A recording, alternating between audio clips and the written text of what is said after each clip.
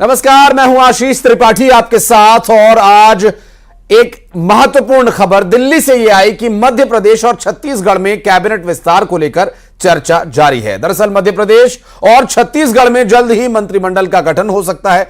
दिल्ली में बीजेपी की बड़ी बैठक चल रही है। छत्तीसगढ़ बीजेपी के नेताओं के साथ मंथन हो चुका है और जानकारी यह भी मिल रही है कि मीटिंग थोड़ी लंबी चल रही है और अब मध्य प्रदेश के नेताओं के साथ मंथन की तैयारी भी है और बीजेपी आलाकमान सभी संभावित चेहरों पर चर्चा करने के बाद फैसला लेगा। और इन चेहरों में कौन कौन से चेहरे होंगे जो मंत्रिमंडल का हिस्सा होंगे, इसका सभी को इंतजार है, क्योंकि बीजेपी आलाकमान की 23 के मंत्रिमंडल के जरिए 24 के लोकसभा चुनाव पर नजर है।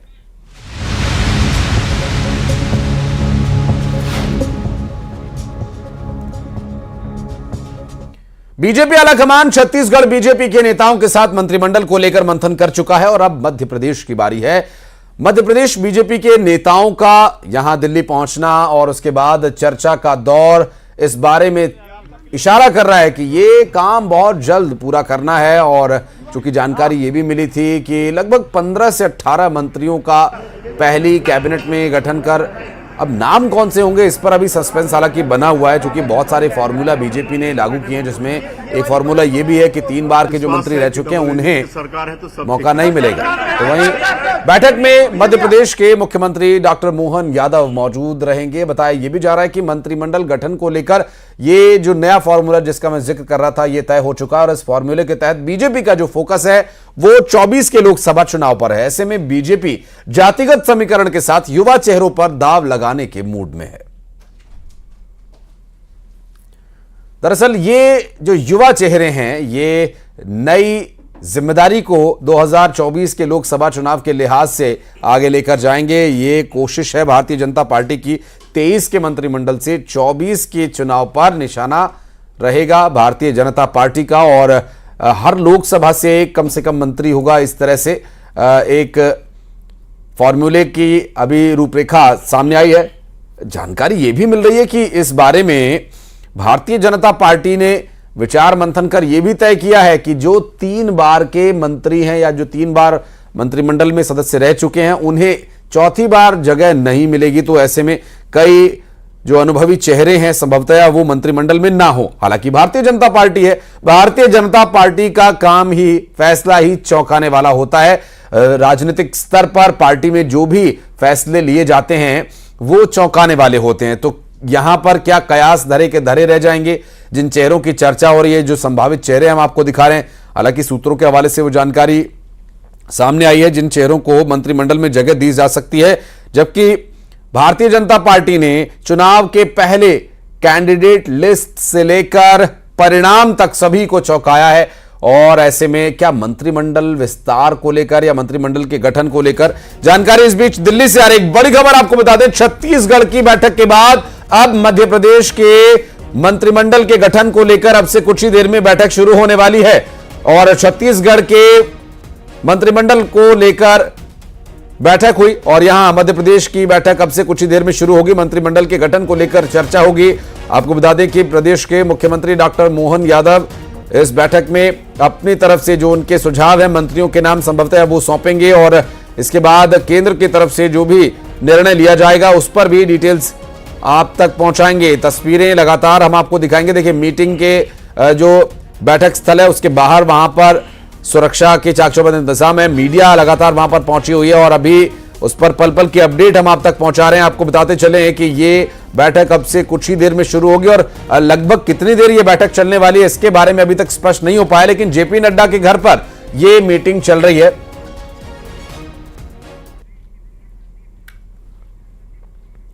और संदीप पांडे के पास चलेंगे, उसके बाद हमारे साथ गेस्ट का पैनल पूरा मौजूद है, उनसे भी बातचीत करेंगे। पहले संदीप एक अपडेट आपसे ले लेता हूं, फिर मैं अपने मेहमानों का तारुफ कराता हूं। संदीप अभी क्या डिटेल मिल पा रही है बैठक को लेकर? देखिए, राजस्थान की बैठक के बाद छत्तीसगढ़ की भी मीटिंग समाप्त हो गई है। छत्तीसगढ़ के जो प्रभारी हैं ओम प्रकाश माथुर राष्ट्रीय अध्यक्ष जेपी नड्डा के आवास से निकल चुके हैं। अन्य नेताओं को भी निकलने का सिलसिला लगातार जारी है। वहीं एमपी के नेता अब राष्ट्रीय अध्यक्ष के आवास पे पहुंचना शुरू हो गए हैं। ज्योतिरादित्य सिंधिया हैं, प्रहलाद पटेल हैं और कैलाश विजयवर्गीय राष्ट्रीय अध्यक्ष के आवास में पहुंच चुके हैं। इसके जाहिर है कि कुछ ही देर में एमपी को लेकर भी मीटिंग यहां पे शुरू हो जाएगी। हालांकि छत्तीसगढ़ को लेकर नाम फाइनल हो गए हैं, क्योंकि यहां पे सीएम, डिप्टी सीएम के साथ साथ चुनाव जो छत्तीसगढ़ के चुनाव प्रभारी थे और साथ ही प्रभारी थे ओम प्रकाश माथुर, सब यहीं पे मौजूद थे। और इसके साथ ही चुनाव प्रभारी जो हैं यहाँ आवास से निकल चुके हैं और सीएम, डिप्टी सीएम और प्रोटेम स्पीकर अभी आवास पर ही हैं। कुछ ही देर में उनके भी वाहन यहाँ से निकलने वाले हैं और एमपी को लेकर अब मंथन शुरू होगा, क्योंकि इस मीटिंग में केंद्रीय गृह मंत्री अमित शाह भी मौजूद हैं, राष्ट्रीय अध्यक्ष जेपी नड्डा भी मौजूद हैं, इसके साथ ही स्टेट के नेता भी मौजूद हैं। तो कुछ ही देर में एमपी को लेकर भी मंथन शुरू हो जाएगा। वहीं छत्तीसगढ़ की टीम विष्णु के लेकर नाम फाइनल हो गया। ठीक है, 10 मंत्री संदीप जो नाम जो तय हुए हैं, रिएक्शन लेने की कोशिश कीजिएगा, क्या नाम है और क्या फैसला हुआ इसके बारे में अगर अपडेट मिल पाए तो चर्चा को आगे बढ़ाएंगे। हमारे साथ मौजूद हैं, हमारे साथ स्टूडियो में सौरभ दुबे जी, राजनीतिक विश्लेषक हैं, उनसे हम बातचीत करेंगे। और सौरभ जी के साथ साथ हमारे साथ रोहित यादव हैं, प्रवक्ता हैं कांग्रेस पार्टी के, पंकज चतुर्वेदी जी हमारे साथ भारतीय जनता पार्टी की तरफ से जुड़ेंगे, और वहीं सत्यप्रकाश सिंह कांग्रेस प्रवक्ता छत्तीसगढ़, और सुनील चौधरी हमारे साथ भारतीय जनता पार्टी के नेता जुड़ेंगे, उनसे भी हम बातचीत करेंगे। छत्तीसगढ़ की मीटिंग हो ही गई है, लेकिन मध्य प्रदेश की मीटिंग शुरू हुई है, तो मध्य प्रदेश को लेकर के जो अभी स्थिति है वो कैसी रहेगी, क्या भारतीय जनता पार्टी सोच रही है, पंकज जी से बात करेंगे। पंकज जी, अभी तक जो फॉर्मूले की बात कही जा रही है उसमें तो एक ही बात नजर आ रही है कि देखन में छोटे लगे घाव करे गंभीर। छोटी कैबिनेट होगी, प्रभावशाली कैबिनेट होगी, हालांकि मीटिंग से क्या निकलेगा बीजेपी ने तो अब तक चौंकाया ही है।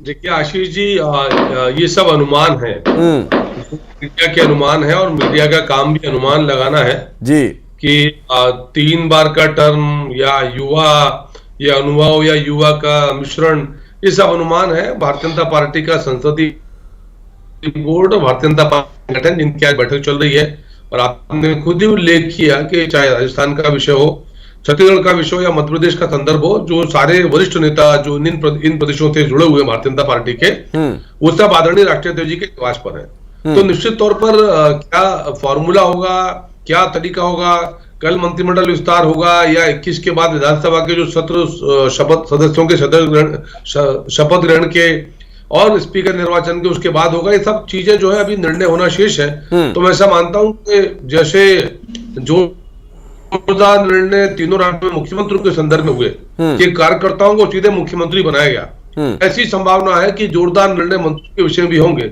और ऐसे जोरदार कार्यकर्ता मैदान में उतर के आएंगे कि जो जैसे आप कह रहे हैं 24 का लक्ष्य, निश्चित तौर पर आशीष जी 24 हमारे मन मस्तिष्क में है, और मध्य प्रदेश में, छत्तीसगढ़ में, राजस्थान में हर बूथ मोदी बूथ के आधार पर हमने तैयारी शुरू कर दी है। जो भारत विकास पर्व था, जो 5 राज्यों में चुनाव के कारण नहीं हो पाया था, वो इस समय प्रदेश में प्रारंभ है। कल माननीय प्रधानमंत्री मोदी जी ने इसके शुभारंभ किया। कांग्रेस से रोहित यादव जी भी हमारे साथ जुड़े हुए हैं। रोहित जी, ये एक बात तो ये तय है कि भारतीय जनता पार्टी ने विधानसभा चुनाव में जो बहुमत हासिल किया, अब की बार 29 सीटें जीतने का लक्ष्य बीजेपी लेकर चल रही है। मंत्रिमंडल का गठन प्रदेश के विकास के लिए हो, साथ साथ उस काम को लोगों तक पहुंचाने की कोशिश हो रही है। कांग्रेस पार्टी के लिए चुनौती होगी? देखिए, कांग्रेस पार्टी के लिए ये चुनौती नहीं है, ये जिम्मेदारी है विपक्ष की, जिसे हम अपनी पूरी ईमानदारी और निष्ठा के साथ निभाने के लिए तत्पर हैं।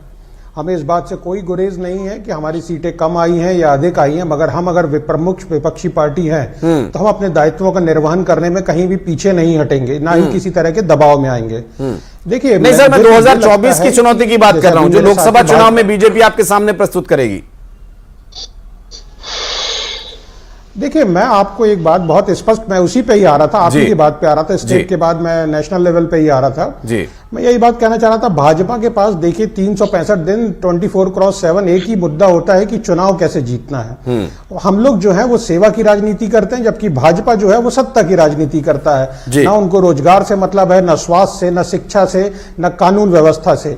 तो ये बहुत बड़ी एक विडंबना है जो इस देश की, अपने आप को सब दुनिया की सबसे बड़ी पार्टी बोलती है, उसके प्रवक्ता हो या कार्यकर्ता हो या मंत्रिमंडल में बैठे लोग हों, वो बड़े गर्व के साथ हमेशा ये कहने को तत्पर रहते हैं कि हम बस चुनाव की तैयारी में लगे हैं। मैं उनसे पूछना चाहता हूं, हमेशा ही तो चुनाव की तैयारी में रहते हैं, जनता की सेवा की तैयारी कब करेंगे? अभी एक हाल ही का मामला आया है बांदा का, यूपी का, जहां पे एक युवा 31 साल की जज हैं, उन्होंने इच्छा मृत्यु मांग ली है। ये कानून व्यवस्था है और हम यहाँ चुनाव जीतने की व्यवस्था में बस लगे हुए हैं। तो मैं आपको कहना चाहूंगा, हमारी जो भी तैयारी है उस तैयारी में हमारी पहली महत्वता जनता है। हम जनता से जुड़े प्रश्नों को लेकर जनता के बीच में जाएंगे और हाँ, हम हर तरह से प्रयास करेंगे सरकार को घेरने का। हमें इससे कोई मतलब नहीं है। चलिए, ये अच्छी बात है कि आपको क्लियर है कि आपको क्या करना है। अच्छे विपक्ष की अगर आप भूमिका निभाएंगे तो मुझे लगता है कि जनता भी उस काम को देखेगी और 2024 की जो चुनौती की बात हो रही थी वहां पर हो सकता है कि थोड़ी सहूलियत हो। सौरभ दुबे जी हमारे साथ जुड़े हुए। सौरभ भाई, अभी जो बातें चल रही हैं, जिस तरह की परिस्थितियां हैं, कैबिनेट में कौन चेहरा होगा कौन नहीं, पंकज जी ने स्पष्ट कर दिया ये सब अनुमान है, ये सब कयास है, बीजेपी अपनी तरह से काम करती है। नहीं, देखिए आजकल की स्थिति में तो यही कहेंगे कि भाई ये कयास लगाए जा रहे हैं। जब तक भारतीय जनता पार्टी जो है वो सरकार में तो आ गई है, अब मंत्री बनने हैं। अब जब तक मंत्री लोग उनके चेहरे सामने नहीं आ जाते तब तक लोग कयास तो लगाते रहेंगे और उनका अधिकार है कयास लगाना। लेकिन निश्चित रूप से देखिए, अनुभव और जो युवा है उसका कहीं ना कहीं मिश्रण तो इस बार जो है वो सरकार के अंदर देखने को मिलेगा। जिस प्रकार से हमने मुख्यमंत्री का चेहरा देखा और साथ में 2 उप मुख्यमंत्री के रूप में चेहरे देखे और तीनों भी जीते हुए राज्य, बड़े राज्यों के अंदर जो भारतीय जनता पार्टी की रणनीति थी, तो उस रणनीति के तहत कहीं ना कहीं जो है, चूंकि 24 का चुनाव बहुत ही नजदीक है और जिस प्रकार से भी कांग्रेस के प्रवक्ता कह रहे थे, बिल्कुल ठीक कह रहे थे, वो भारतीय जनता पार्टी 365 दिन तैयार रहती है चुनाव के लिए। लेकिन वो चुनाव जीतने के लिए तैयार रहती है, तो चुनाव जीतने के पहले वो जो मुद्दे हैं, जो उनके विकास की, जो अभी मोदी गारंटी की बात की जा रही थी, तो वो उस पर कार्य कर रही होगी, उस पर कार्य करने की तैयारी कर रही होगी। कहीं ना कहीं कांग्रेस पार्टी जो है उसको ये समझना चाहिए कि हमको जो है अब चुनाव नजदीक है, तो हम भारतीय जनता पार्टी के मुद्दों की बजाय अपने मुद्दों की बात करना शुरू कर दें। रैलियों के अंदर जैसे मुद्दों की उनकी कमी मानी जाती है, तो आज से अगर वो मुद्दा बनाते हैं तो लोकसभा के अंदर जो भी उनके बड़े नेता हैं और एक राष्ट्रीय स्तर पर, क्योंकि अभी तक गठबंधन तो उनका देखो इंडिया गठबंधन जो है वो बना नहीं है, लेकिन जब वो बन जाएगा तो उसके बाद राष्ट्रीय चेहरा वो क्या होगा, किस पर चुनाव लड़ेंगे, क्योंकि लोकसभा का चुनाव राष्ट्रीय चेहरे पर ही लड़ा जाएगा। अब विधानसभा का चुनाव तो लड़ा जा चुका जो आपके राज्य के चेहरे पर, लेकिन वहां का चेहरा जो है वो राष्ट्रीय चेहरा आपको मिलेगा या नहीं मिलेगा।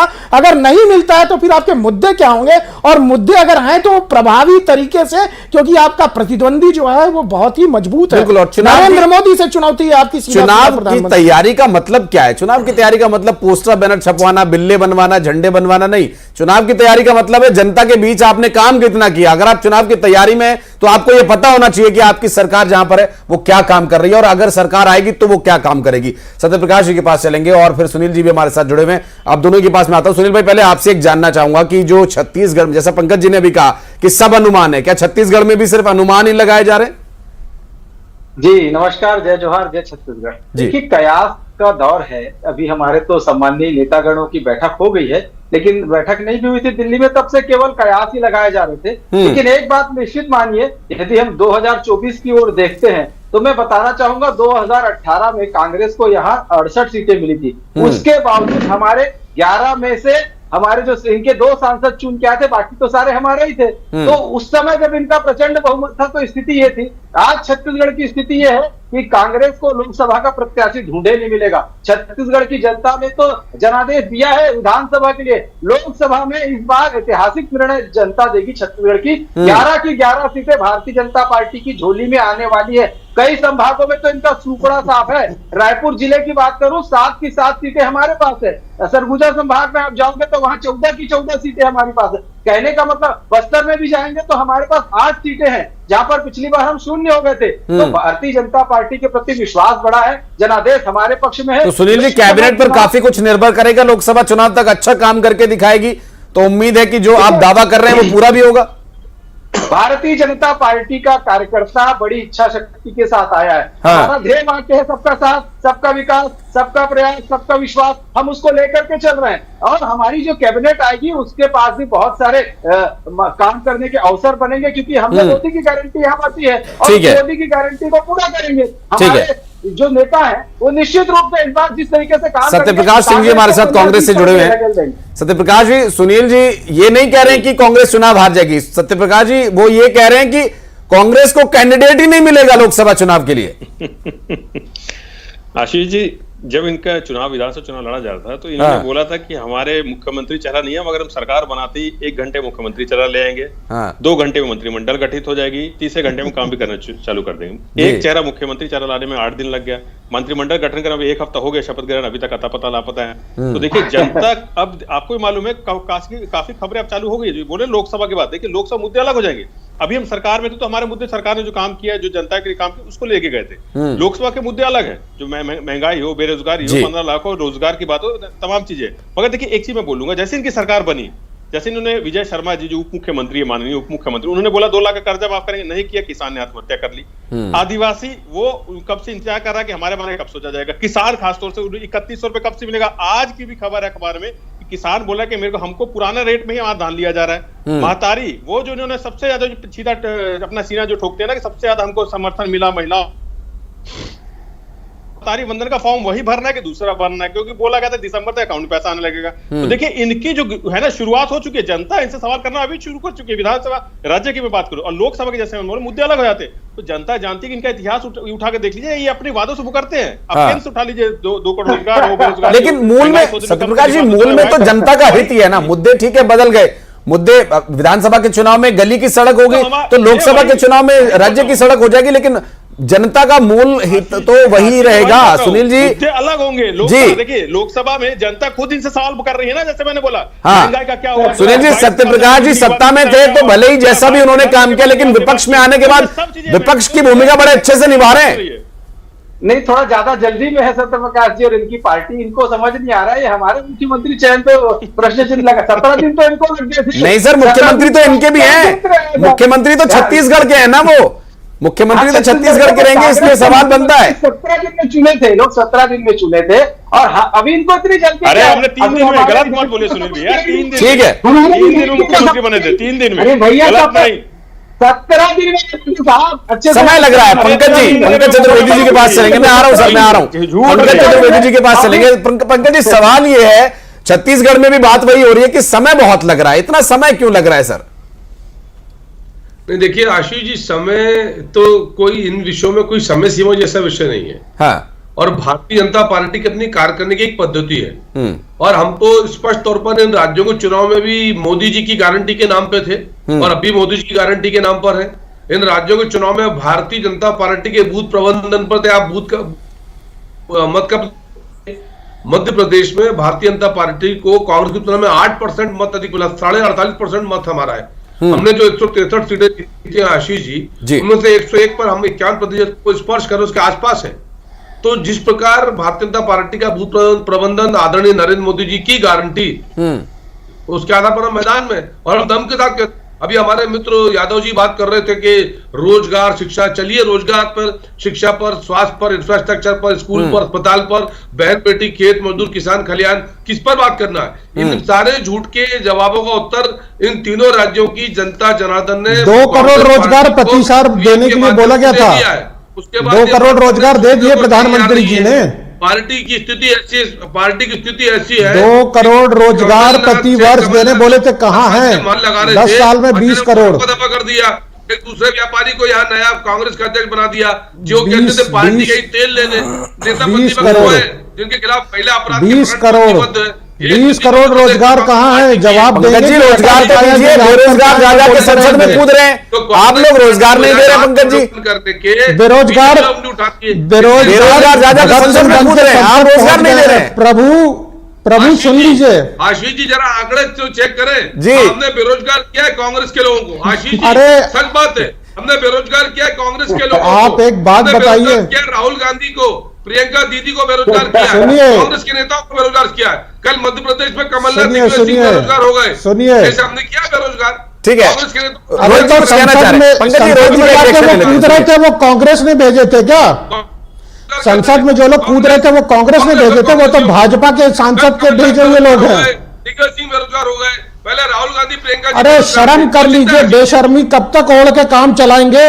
आप सिर्फ प्रचारकों की पार्टी, आप क्या सिर्फ प्रचार करना जानते हो?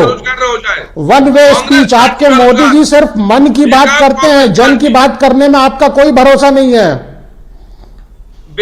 गंगा कितनी साफ हो गई, मोदी जी कहाँ गायब हो गए? गंगा के पुत्र बन के घूम रहे थे, बुलाया था ना गंगा माँ ने उनको, कहाँ है वो? ढूंढ रही है वाराणसी में है सर, अभी वाराणसी हाजिरी देने वाराणसी में मौजूद है, कार्यक्रम चल रहा है वहां पर, गंगा के किनारे मौजूद है वो। जी हाँ, इसलिए पूछ लिए, गंगा के किनारे मौजूद है, उनसे पूछिए कितनी साफ कर दी, कितनी साफ कर दी गंगा। कुछ तो शर्म कर लो मोदी जी, झूठ बोलने की हद होती है। सिर्फ प्रचारकों की पार्टी है, सिर्फ प्रचार कराओ 365 दिन। मुझे लगता है आप लोग भी थोड़ा प्रचार सीखें तो अच्छा रहेगा, चुनाव में सहूलियत हो जाएगी। सुनिए, झूठा प्रचार बहुत दिन नहीं चलता। बहुमत तो हिटलर के पास भी था, लोगों ने तो उसकी भी सरकार बनवाई थी। इसका मतलब ये नहीं था कि बहुमत से सरकार बनी हिटलर की तो वो हमेशा के लिए सही हो गया। जहर देने वाले लोग भी बहुमत में थे। कहा जर्मनी पहुंच गए। पंकज जी एक सवाल, चलिए ठीक है पंकज जी एक सवाल, ये जो कैबिनेट विस्तार आप कह रहे हैं, चलिए ये सब अनुमान है, सब कयास है, लेकिन जो अगर धुआं उठ रहा है सर, आग तो कहीं ना कहीं लगी होगी, कहीं ना कहीं सुलग तो होगी। पुराने चेहरों को जो 3 बार के मंत्रिमंडल में मंत्री कोई जिम्मेदारी संभाल चुके हैं, अगर उन चेहरों को हम हटा दें, मैं देख रहा हूं कि वो लिस्ट एक बहुत लंबी लिस्ट है, जयंत मलैया, गोपाल भार्गव, विजय शाह, अर्चना चिटनिस, भूपेंद्र सिंह, बृजेंद्र प्रताप मीनस, एक बहुत अनुभवी चेहरे हैं। अगर ऐसा होता है तो प्रदेश को सिर्फ युवाओं पर भरोसा करना पड़ेगा। एक बड़ी जिम्मेदारी, एक बड़ी भूमिका की उम्मीद में जो नेता हैं वो फिर उनकी भूमिकाएं बदली जाएंगी या फिर उन्हें एक सामान्य विधायक के तौर पर ही काम करना होगा? देखिए आशीष जी, भारतीय जनता पार्टी में हर व्यक्ति मूलतः कार्यकर्ता है और उस कार्यकर्ता को समय काल परिस्थिति के आधार पर संगठन तय करता क्या दायित्व देना है। आज प्रधानमंत्री जी भी कार्यकर्ता है, मुख्यमंत्री जी भी कार्यकर्ता है, प्रदेश अध्यक्ष जी भी कार्यकर्ता है, हम लोग भी कार्यकर्ता है। हम जैसे कार्यकर्ताओं बोला है कि आपका काम टीवी पर पार्टी का पक्ष रखना है, इसी कार्यकर्ता को संगठन का कोई दायित्व नहीं, किसी कार्यकर्ता को मंत्री का दायित्व मिलेगा, किसी को दायित्व नहीं मिलेगा। तो लेकिन सब कार्यकर्ता को ये प्रक्रिया पद्धति पता है और यहाँ कोई दावेदार नहीं है सर। भारतीय जनता पार्टी में दावेदारी की प्रक्रिया है ही नहीं, क्योंकि कारण क्या है, नाम कमल, पहचान कमल, निशान कमल। आप जब इस भाव के साथ काम करते हैं तो दावेदारी समाप्त हो जाती है, फिर वादेदारी होती कि वादे पूरे करना है, मोदी की गारंटी, विकास की गारंटी, जो कहा सो किया उसकी गारंटी। तो ये सब बीजेपी का कार्यकर्ता करते हैं। इसलिए तो मैंने कहा आपसे कि कमल के साथ कौन खड़ा है, मुख्यमंत्री जी के रूप में कौन है, प्रधानमंत्री जी के रूप में कौन है, मंत्री के रूप में कौन है, सब द्वितीयक है। पहले वो जो मोदी जी ने कहा वो हम खाली कहते नहीं सर। ठीक है, वही जिम्मेदारी निभाने के लिए कौन से चेहरे चुने जाएंगे? दरअसल इसी पर लोगों को थोड़ी सी उत्सुकता है कि कौन से चेहरे वो होंगे जो मोदी की गारंटी को पूरा करेंगे। सौरभ जी के पास भी मैं चलूंगा, लेकिन एक छोटा सा रिएक्शन रोहित जी से मैं ले लेता हूं पहले। रोहित भाई, जो बात कह रहे हैं पंकज जी कि मोदी की गारंटी सब कुछ है, उस गारंटी को ही पूरा करना है, यही जनता के बीच लेकर जाना है। तो भाई साहब, मैं पूछना चाहता हूं उनसे कि मोदी की गारंटी में क्या 2 करोड़ रोजगार नहीं थे? किसानों की आय 2022 तक दुगनी नहीं होना था? हर व्यक्ति के सर पे छत नहीं हो जाना थी? ये किसकी गारंटी थी? जो बेरोजगार अभी संसद में पहुंच गए हैं, वो क्या शहीद भगत सिंह के नेतृत्व में नहीं पहुंचे हैं क्या? अरे 10 करोड़ रोजगार, बिल्कुल मेरा वोट भी आपको चला जाए, वो 10 करोड़ रोजगार में से आप मेरे को 2 करोड़ चेक कर लीजिए। अरे सुन लीजिए, अरे आप लोगों में एक बहुत बड़ी समस्या है आपके साथ और आपके प्रधानमंत्री के साथ। आप लोगों की बात नहीं सुनना चाहते। आपके प्रधानमंत्री और आप सिर्फ अपनी बात करना चाहते हैं। बड़े शर्म की बात है भाई साहब, बड़े शर्म की बात है। इतना डरपोक प्रधानमंत्री इतिहास में नहीं हुआ जो आज तक 10 साल में प्रेस कॉन्फ्रेंस नहीं कर पाया। इतना डरपोक प्रधानमंत्री मैंने आज तक नहीं देखा, प्रेस को फेस नहीं कर पाता है, प्रचार के अलावा कुछ करना ही नहीं आता उसको। मोदी जी की गारंटी है झूठ, मोदी जी की एक गारंटी झूठ और सिर्फ झूठ। एक बार बोलो, उस आदमी के जीवन में शिक्षा से लेके, संस्थान से लेके, वादों से लेके सरकार तक सिर्फ और सिर्फ वो झूठ बोलता रहा है। मोदी की गारंटी में प्रेस कॉन्फ्रेंस साल में कुछ किया ही नहीं। मैं आ रहा हूं सौरभ भाई हमारे साथ लगातार जुड़े स्टूडियो से। सौरभ भाई, अभी की जो स्थितियां दिखाई दे रही हैं, कैबिनेट गठन को लेकर चर्चा हो रही है, चेहरा कोई भी हो, लेकिन जिस तरह से पंकज जी ने कहा कि मोदी की गारंटी वहां पर सर्वोपरि है। मध्य प्रदेश की जिस तरह की स्थिति है, जो हमने देखा 163 सीटें आई, और फिर छत्तीसगढ़ में जो हम देख रहे हैं कि यहां पर अच्छा खासा बहुमत, बीजेपी को ऐतिहासिक बहुमत यहां पर दिया है। लोकसभा चुनाव में मुद्दे बदल जाएंगे, जैसा कि कांग्रेस के प्रवक्ता भी कह रहे थे। वो कैबिनेट गठन से कितना साधने की कोशिश रहती है या उससे कितना फर्क पड़ने वाला है? नहीं, देखिए मुझे नहीं लगता कि जो है कैबिनेट का विस्तार इस तरह से होगा कि लोकसभा के चुनाव के मुद्दे, कैबिनेट का जो विस्तार होगा वो मध्य प्रदेश और छत्तीसगढ़ की जो जनता है उसने जो उनको इतने भारी विश्वासों से मतलब विश्वास मत दिया है, इतनी बड़ी जीत दी है, तो भारतीय जनता पार्टी और उसके जो है प्रधानमंत्री श्री नरेंद्र मोदी और अन्य लोग यही चाहेंगे कि जो वादे हमने किए हैं मोदी गारंटी, वो सारी पूरी की पूरी की जाए। अभी देखिए बड़ा अच्छा लगता है चैनल पे जिस प्रकार से कांग्रेस के प्रवक्ता कितनी अच्छे तरीके से अपनी बात को रख रहे हैं चैनल पे, लेकिन न जाने क्या हो जाता है जब चुनाव के अंदर जब जाते हैं इनकी रैलियों में और इनके बड़े नेता जब आते हैं केंद्र से जो है या प्रदेशों के बड़े नेता रहते हैं, तो वो जनता से जो संवाद करते हैं उसमें क्या कमी रह जाती है, क्या कन्विंस नहीं कर पाते वो। अभी जिस प्रकार से आप बेरोजगारी की बात कर रहे हैं, तो ये तो आपको चुनाव में बात करनी चाहिए थी, और चुनाव में बात करते तो अगर जनता ने आपको उस पर वोट नहीं दिया तो इसका मतलब आप जनता के मत का जो है वो अपमान नहीं कर सकते। तो एक बात है। दूसरी बात देखिए, जिस प्रकार से भी बात हो रही है स्थिर सरकार की, देखिए भारतीय जनता पार्टी जो है वो समय लेकर के मुख्यमंत्री पद जो है वो देती है, उसके बाद जो है अन्य कैबिनेट मंत्रियों का भी पद दिया जाता है, इसलिए ताकि वो 5 साल स्थिर सरकार चल सके। बिल्कुल। जिस प्रकार से राजस्थान, मध्य प्रदेश और छत्तीसगढ़ तीनों जगह हमने कांग्रेस के मुख्यमंत्री और उप मुख्यमंत्री का विवाद देखा, देखिए उसमें कांग्रेस का जो आम आदमी है, जो कार्यकर्ता है, वो भी पिस जाता है सिर्फ इसी विवाद के चक्कर में। तो ये कांग्रेस जो जिसके कार्यकर्ता इतनी लगन के साथ काम करते हैं, उनको जो है अपने बड़े नेताओं के साथ हटा दो, बड़े नेताओं के चक्कर में पंकज जी बहुत बहुत शुक्रिया, आपका हमारे साथ जुड़ने के लिए। सत्यप्रकाश जी बहुत बहुत शुक्रिया, सुनील जी आपका हमारे साथ जुड़ने के लिए बहुत बहुत धन्यवाद करना चाहूंगा आपका भी। दुबे जी आप हमारे साथ जुड़े इस स्टूडियो से और बातचीत की इस विषय पर, और मीटिंग अभी चल रही है, मीटिंग के बाद क्या कुछ अपडेट होगा ब्रेक के बाद आपको बताएंगे। एक छोटे से ब्रेक के लिए रुक रहे हैं।